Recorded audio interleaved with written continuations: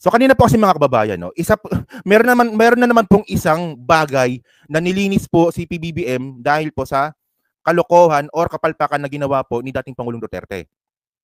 At isa po dito yung Pogo. So, 'di ba, may nagtanong sa akin dati sa live stream ko kung agree ba ako sa Pogo. Ako, agree ako sa Pogo. Pero dapat nire-regulate ng maayos.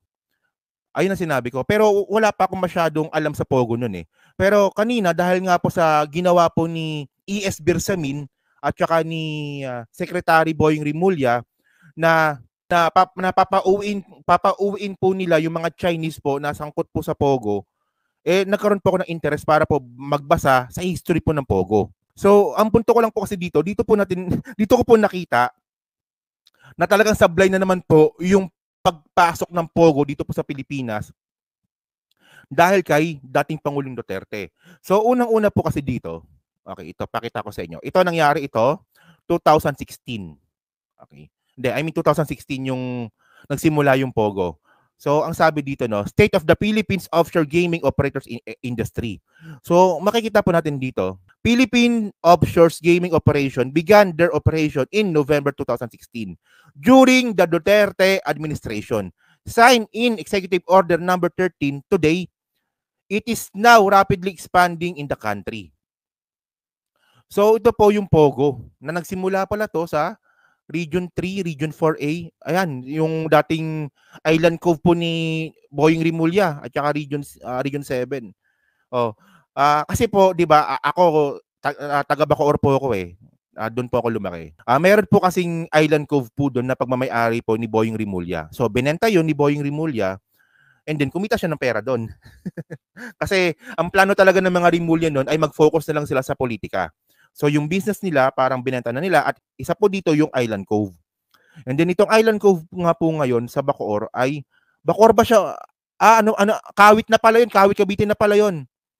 Kawit Cavite na pala yun. Okay. Kasi parang boundary siya ng Bacoor at saka Kawit eh. So ngayon po, Pogo na po siya ngayon. So meron bang kinalaman dito si Boying Rimulya? Apparently wala naman kasi binenta niya lang naman yung lupa. Kaya yon. So ang punto, 2016, actually, kung legal ba yung Pogo, legal yung Pogo. Kasi nga, legal dahil po kay Duterte. Kasi pinirmahan niya yung EON number 13. So meron po talagang karapatan si dating Pangulong Mau Diggs para gawin yon. In legalities, oo, legal siya. Hindi siya bawal. Okay? So, pero kasi mga kababayan, okay. Ang problema po kasi mga kababayan, tingnan niyo yung timeline. 2016 nangyari yung Pogo. 2021, June 1, 2021, hindi pa rin po planchado yung tax sa Pogo. Ito nakalagay naman to dito, no? June 1, 2021. Duterte urges lawmakers to pass Pogo tax bill. So ang ibig sabihin ng mga kababayan, 5 taon po na hindi po na-regulate yung Pogo. Na si Duterte po yung nagpasok. So actually, kumikita naman po yung Pilipinas sa Pogo nung nakaraan, 2022. Kumita ng $100 billion yung kinita eh. So medyo malaki. So kasi nga, nagkaroon na po ng tax bill. Nagkaroon na nga po ng batas sa tax sa Pogo. Pero isipin nyo lang mga kababayan, no? Pinapasok ni Duterte yung Pogo nang hindi niya pinaplano. 5 taon niya bago nagkaroon ng regulation po sa tax. Okay. At ito June 1, 2021 and then napirmahan po yung tax sa Pogo September 2021. So mabilis. Medyo mabilis. So ito po yung isa po sa mga kasabihan na pag gusto may paraan. Pero syempre, di ba, sayang din naman po kasi kinita natin sa Pogo sa loob ng 5 taon na hindi naman pala na-regulate ni Duterte. And then, mga kababayan kasi ito pa. China to Philippines, Spanish casino, Pogos illegally recruiting Chinese. So, ang problema po kasi sa Pogo, mga kababayan, pinagbawal po kasi yung gambling sa China. Ito talaga yung kwento niyan eh. Pinagbawal po kasi yung gambling sa China kasi nga, unang-una, nakakaroon ito ng money laundering, tsaka nakakaroon po ng mataas na krimen sa China. So, ang ginawa, pinagbawal po ito ng China. Actually, ang dami pong warning na binigay po ng China sa Pilipinas nung dating panahon nga po ni Mau Diggs, ni Pangulong Duterte. 'Di ba? Pero hindi po nakinig si Mau Diggs doon. Kasi mas priority ni Mau Diggs yung magkaroon ng kita yung gobyerno ng Pilipinas kaysa krimen. So it doesn't make sense. 'Di ba? Pinagpapatay ni dating Pangulong Duterte yung mga addict nun dahil nga daw po mga addict sangkot sa krimen, pero nagpapasok din naman po siya ng krimen sa Pilipinas. Kita niyo naman katarantaduhan na yan. Di ba? Sipin niyo kung gaano ka ano yan, no? Kung gaano ka ipokrito nun. Pagkapwa mo Pilipino, kaya mong patayin nang walang due process. Pero, di ba, yung dahilan niya nga dito, kasi kapag addict, gagawa ng krimen. Kapag sobrang addict na, di ba, pwedeng pumatay ng tao, pwedeng mang-hold up, di ba? Pwedeng mang-rape. Ayan sabi ni dating Pangulong Duterte. Pero ang nangyari naman, nagpapasok naman po siya ng mga Chinese na sangkot din po sa krimen. It doesn't make sense. Oh, buti naman sana kung kumita tayo ng malaki. Pinakita ko nga sa inyo kanina, since 2016 hanggang 2021, hindi po na-regulate ng maayos yung Pogo. Palpak, di ba? Actually, may mga pagbabawal na nga po talaga. Kumbaga, kinukundin na po talaga ng China na itigil na nga po yung Pogo sa Pilipinas or wag na silang tanggapin. Kasi lumilipat lang po kasi yung mga Chinese na mga tao, itong mga Chinese na mga Chekwa na to, lumilipat lang po sa Pilipinas. Ito no, ang nakalagay dito no. 2020 po ang balita to. Sabi dito no. China on Thursday urged the Philippines to punish casino and offshore gaming firms that illegally employ its nationals here, as it blamed such operation for aiding crimes such as money laundering. Di ba? Ito yung punto dyan. And then mga kababayan, ito pa. Noong 2019 po, nung hindi pa po nare-regulate yung tax ng Pogo, talagang pinagtatanggol pa talaga ito ni Duterte. Ang sabi pa ni Duterte noong 2019, no, Duterte won't abolish Pogo. We need it. Ang tanong ba, kailangan ba talaga natin yung Pogo?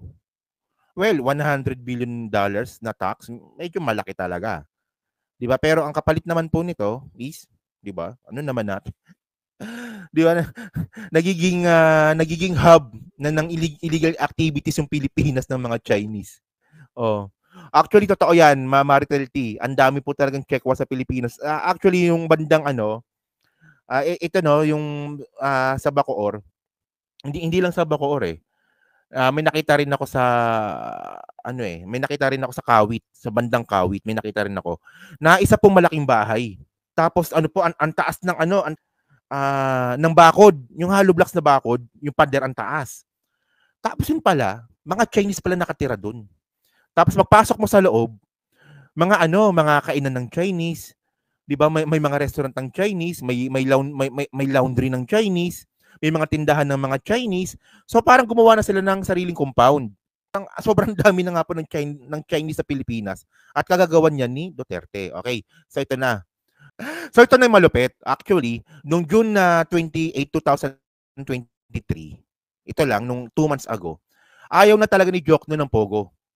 So ito po si Jokno, kilala naman po natin to na parte ito sa finance team po ni PBBM.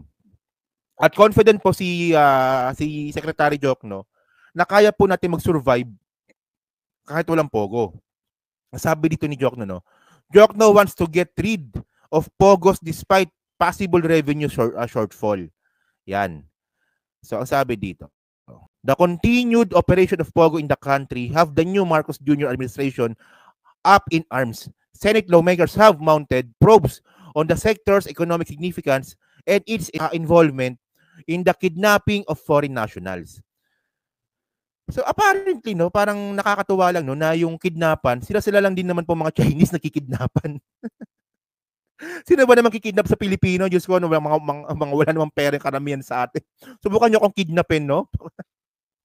Baka sabihin sa inyo ng asawa ko, sige, patayin nyo na yan. So ito na. Okay, basahin na natin ito, no? Okay. Manila, Philippines, Finance Secretary Benjamin Jokno wants to bid Philippine offshore gaming operators farewell. So goodbye na, no? Farewell. Despite the possible hit on the national government's annual revenue collections. So ang sabi dito ni Jokno, okay, for me, let's get rid of Pogos. We can get revenue from lot of other sources, he said on Wednesday.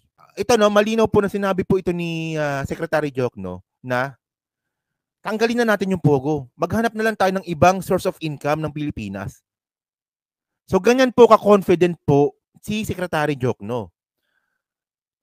Ako, naniniwala ako na mahusay po talaga siya. Mahusay po itong Secretary Jokno natin. No? Mahusay siya. Naniniwala ako doon.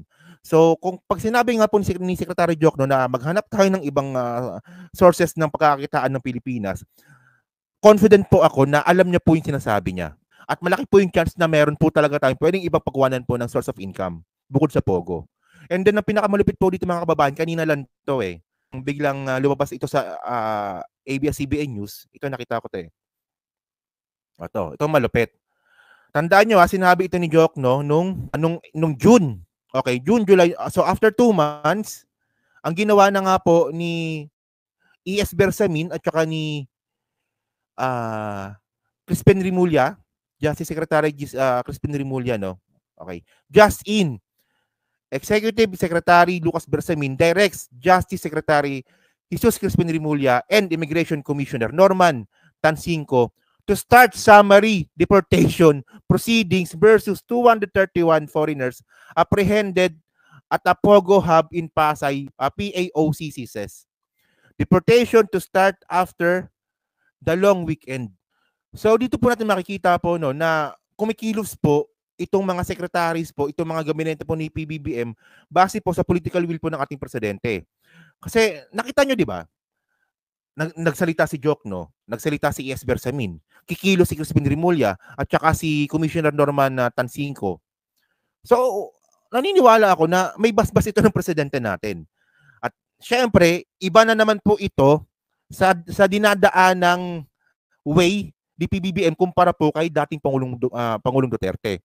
Kumbaga kanina, pinakita ko sa inyo kanina na ang sabi ni dating Pangulong Duterte, kailangan natin ng Pogo. Pero sa administrasyon nga po ni PBBM, ayaw niya ng Pogo. 'Di ba? Takero, yung binenta ni Secretary Rimulya na isla sa Cavite na billions ang halaga ay ginawang Chinatown ng mga Chinese mafia. At sa Cavite lumipat ang maraming Pogo. O nga. Alam ko yung Island Cove na yan eh kasi marami akong history dyan. Ang dami kong history ng kalokohan dyan sa lugar na yan. Diyos ko. Baka nanonood yung misis ko. No? Ano yun? Baka ayan, dapat gawin, pa-deport na ang mga hinayupak na Chekwa nang mabawasan sa Pinas. Yan. O, di ba? Di ba nakita niyo, Ma'am Lulu, di ba? Yung pagkakaiba po ng ideology po ni PBBM at saka ni dating Pangulong Duterte. Na ngayon dito dahil po sa gagawin po ng administrasyon po natin, makikita na rin po natin na unti-unti na po talaga na, di ba, nakinukundina na po ng ating presidente itong mga Chinese na to. Kasi ako naniniwala po talaga ako na isang maling miscalculations lang po dito sa nangyayari sa West Philippine Sea, magkakaputukan talaga. Di ba? Yeah. So yan. So nadaanan ko lang yan. So